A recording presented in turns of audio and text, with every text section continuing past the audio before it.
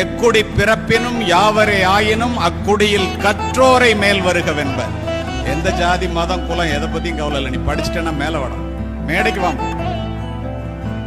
எப்பிறப்பாயினும் ஏமாப்பு ஒருவர்க்கு மக்கட்பிறப்பில் பெரிதல்ல, அப்பிறப்பில் கற்றலும் கற்றவை கேட்டலும் கேட்டதன்கண் நிற்றலும் கூட பெரினா. படிச்ச பத்தாதுரா, படிச்சவன் சொல்றதை கேட்கணும். ஏன்?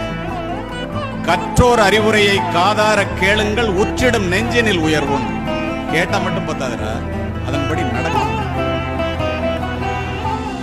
கல்வியினுடைய முழுமையான பொருள் என்றால் படித்தலும் கேட்டலும் அதன்படி நடத்தலும்.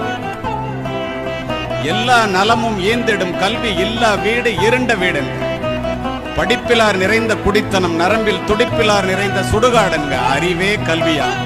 அறிவிலா குடும்பம் நெறிகாணாமல் நின்றபடி பெரிய பணக்கார குடும்பமா இருக்கும், உள்ள படிச்சிருக்க மாட்டாங்க.